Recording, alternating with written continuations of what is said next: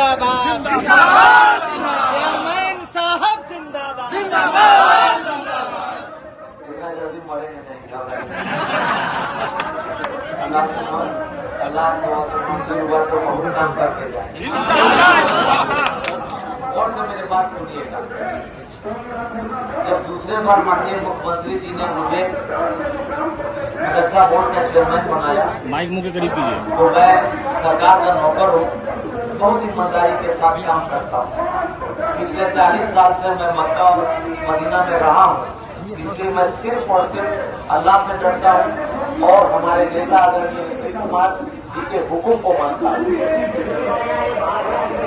बनने के बाद मैं पूरे बिहार का दौरा किया और सभी लोगों को बोले, सभी लोगों से मिले और उसके बाद से हमने शताब्दी समारोह मनाने का फैसला लिया।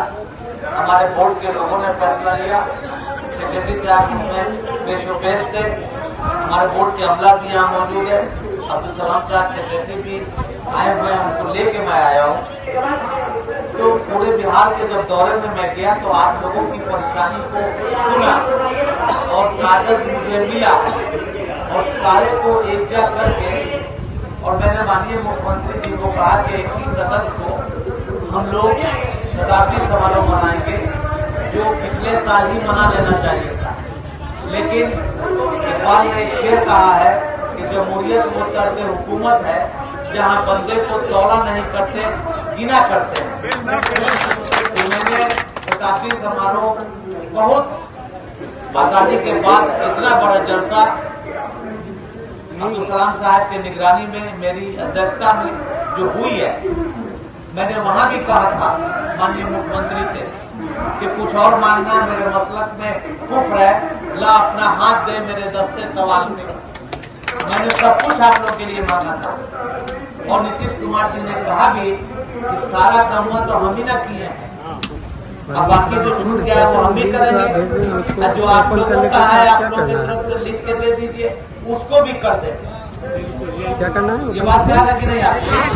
अब जो लोग हवा देने लगते हैं, ज्वाइन करना है, ठीक है, ज्वाइन एज ए गेस्ट ज्यादा रोल अदा करते हैं, अजीब पर्दा है, चिल्ड्रन से लगे बैठे हैं और सांप छुपते भी नहीं, सामने आते भी नहीं।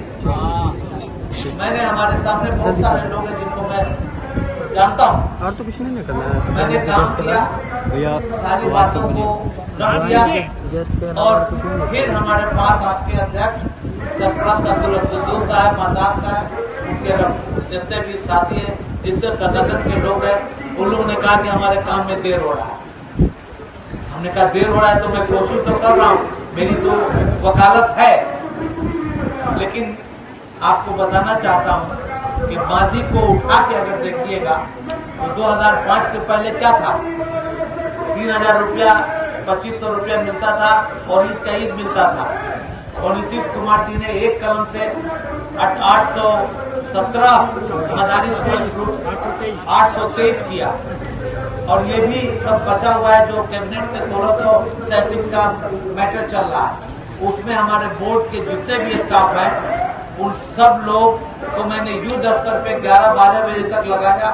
कुछ लोगों की तबीयत खराब हो गई और मैंने कहा कि मैं एक वकील हूं आप लोगों का और सरकार का नौकर हूं, हम सरकार के लिए काम करेंगे और आपकी वकालत करेंगे। और इस बिना पर मैंने 204 फाइल 1637 का नीट और क्लीन मैंने भेज दिया और अभी भी 250 फाइल मेरे पास है जिसको मैं उसकी लिस्टिंग करवा रहा हूँ।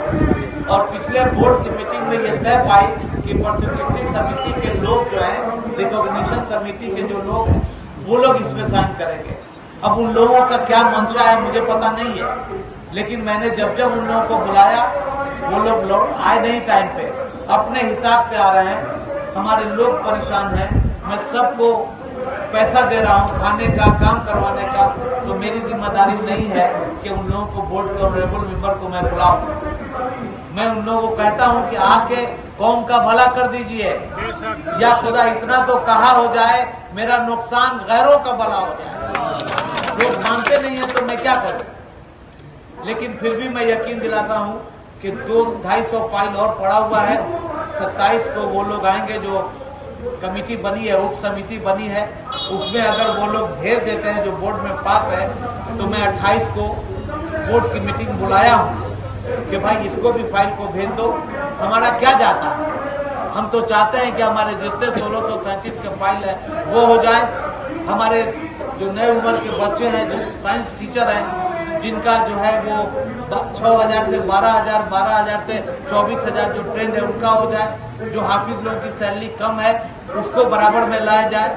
जो लिपिक लोग हैं, रूटीन क्लर्क, उन लोगों की सैलरी बढ़वा दी जाए।